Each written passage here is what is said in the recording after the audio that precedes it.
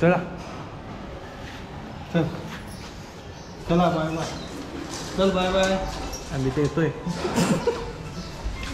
Bye bye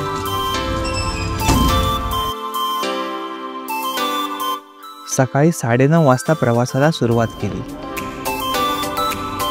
घाटकोपरवरून Chhatrapati Shivaji Maharaj टर्मिनससाठी local पकडली. प्रवास लांबचा असल्यामुळे पाण्याची सोय आधीच करून ठेवली. जाऊन पाहिलं तर गाडी आधीच प्लॅटफॉर्मवर लागली होती.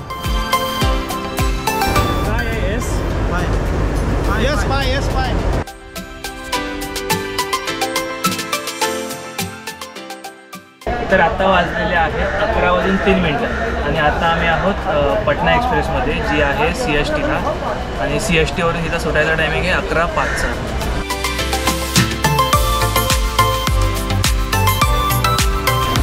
चला गाडी सुटली आहे. गणपती बाप्पा मोरया, मंगल मूर्ती मोरया, नमः पार्वती पते, हर हर महादेव. सो आता बरोबर 11:05ची गाडी सुटलेली आहे. आता वाजलेत किती वाजलेत? 11 वाजून 12 मिनटं झालेली आहेत. घड्याळाला काय 11 वाजून 12 मिनटं झालेली आहेत आणि 11 वाजून 12 मिनटांनी गाडी सुटलेली आहे. गाडी बरोबर 12 वाजता कल्याण स्टेशनला पोहोचली व तिथेच आम्हाला अमोल दादा आणि सचिन सरांनी जॉईन केलं, ज्यांच्यामुळे हा महाकुंभचा प्रवास सोयीस्कर झाला होता.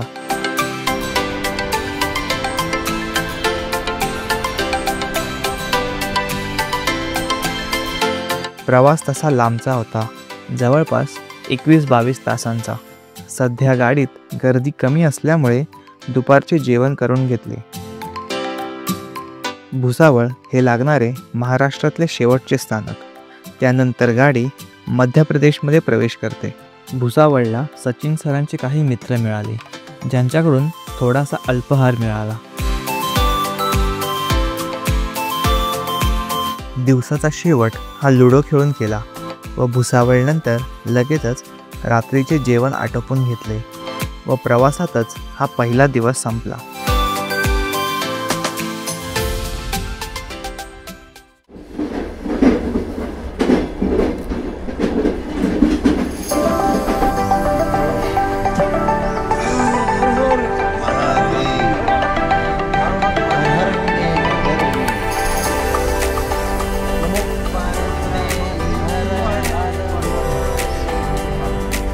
सकाळी 7 वाजता दुसऱ्या दिवसाची सुरुवात झाली. गाडीने मध्य प्रदेशला मागे टाकून उत्तर प्रदेशात प्रवेश केला होता. चला 9:04 स्टेशन आलेलं आहे आपलं.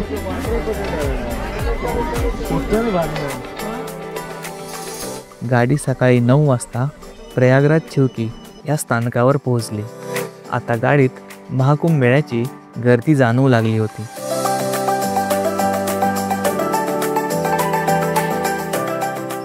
तुम्ही काही खिडकीतून बाहेर आलात काय? आम्ही आलो पप्पा. तुम्ही काही खिडकीतून बाहेर आलात?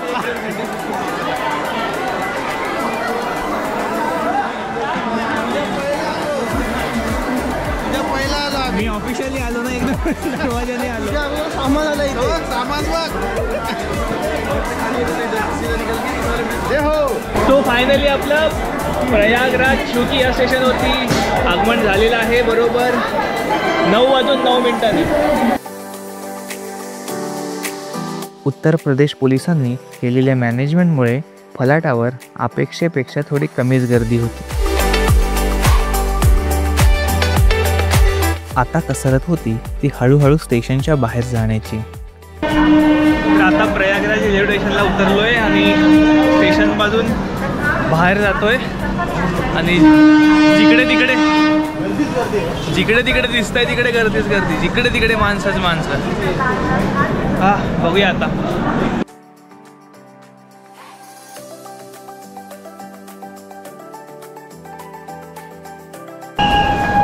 तिकडे पण माणसंच माणसं आहेत सगळीकडे, जिकडे बघतो तिकडे माणसं. स्टेशनवरच लॉकर रूमची सुविधा होती, त्यामुळे अतिरिक्त सामान आम्ही तिथेच ठेवले. कुंभमेळ्याच्या कारणाने संपूर्ण रेल्वे स्टेशन सजवले होते. एवढी गर्दी असून देखील उत्तर प्रदेश पोलिसांनी कौतुकास्पद कामगिरी केली होती.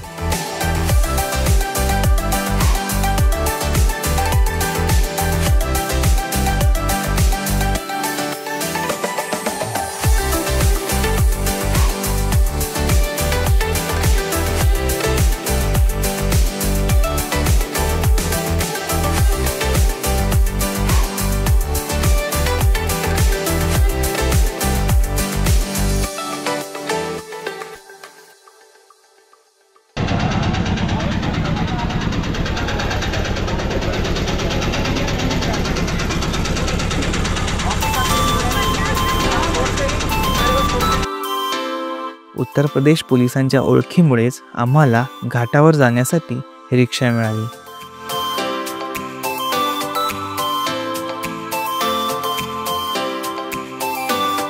संपूर्ण रस्ते हे भाविकांच्या गर्दीमुळे तुडुंब भरले होते.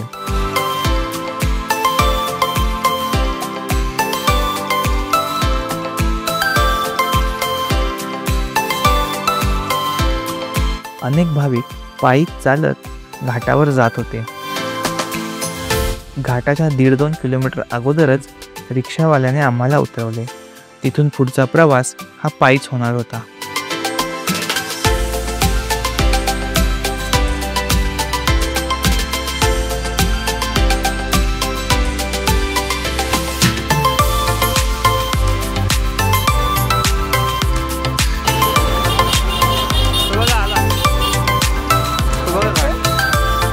आता घाटाची कमान नजरेस पडू लागली होती.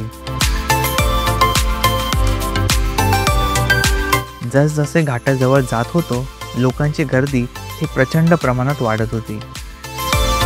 आम्ही ज्या घाटावर गेलो होतो तो सोमेश्वर घाट, जिथे गंगा व यमुनेचे पाणी एकत्र होऊन पुढे वाहत जाते.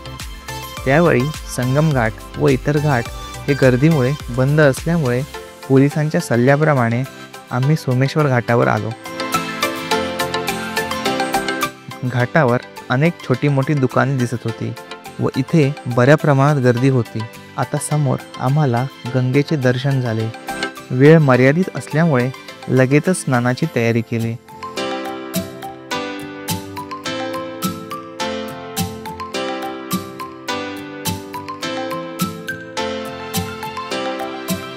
तर फायनली आता त्या ठिकाणी होतो ज्या ठिकाणी जाण्यासाठी एवढ्या गर्दीतून जाण्याचा अट्टहास केला होता. बरीचशी लोक गंगेत डुबकी मारताना दिसत होती. आता आम्ही सुद्धा सुरुवात केली.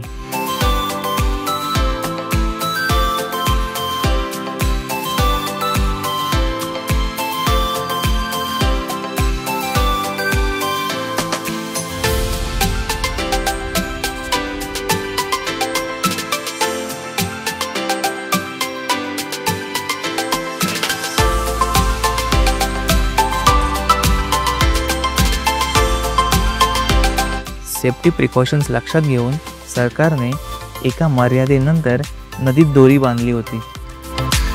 नमः पार्वतीपते हर हर महादेव.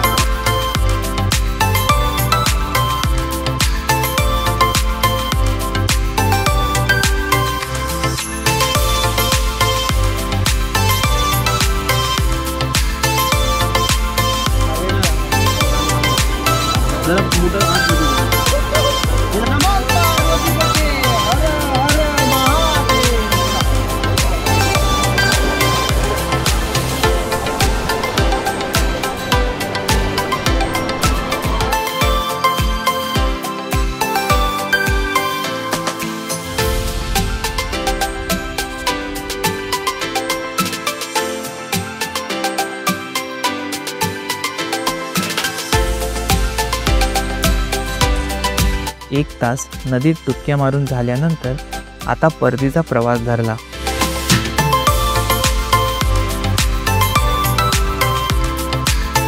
घाटाशेजारीच छोटी मोठी अनेक मंदिरे होती.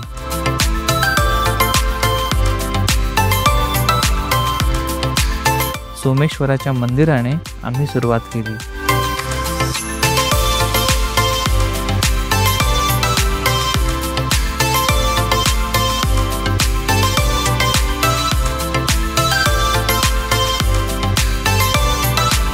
अनेक भाविक मंदिरात भेट देत असल्याने मंदिरातही थोड्या प्रमाणात गर्दी होती. पुढे गणपती मंदिरात गेलो.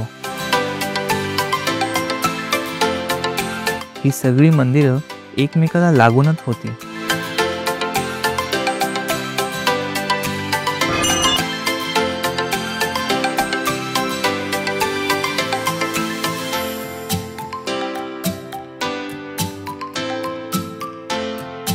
राम, लक्ष्मण, सीता आणि हनुमानाचे दर्शन राम मंदिरात घेतले.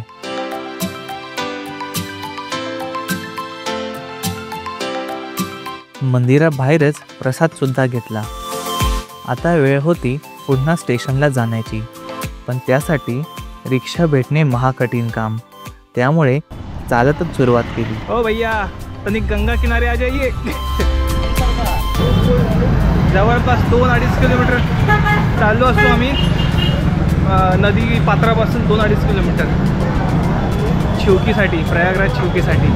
पण अजून सुद्धा गाडी नाही भेटलेली आहे. संपूर्ण रस्त्यात गाड्यांचे ट्रॅफिक झाले होते.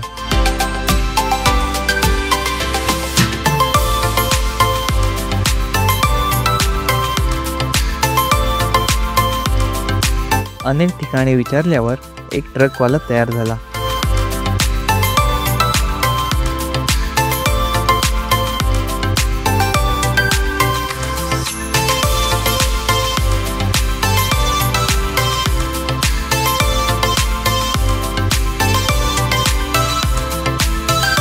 ट्रकवाल्याने हळूहळू ट्रक फुल करून स्टेशनच्या दिशेने प्रस्थान केले.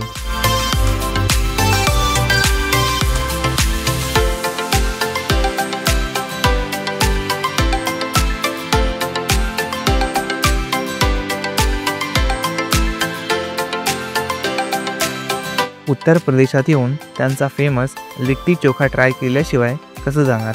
त्यामुळे स्टेशनच्या बाजूलाच असलेल्या स्टॉलवर जाऊन लिट्टी चोख्याची टेस्ट केली.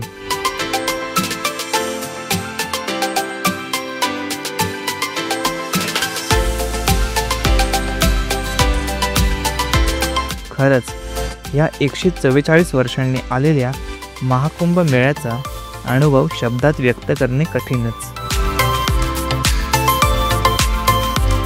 रेल्वे स्टेशनवर प्रवाशांचा प्रचंड असा जनसमुदाय लोटला होता. रात्री 9:30च्या सुमारास आम्ही परतीची गाडी पकडली.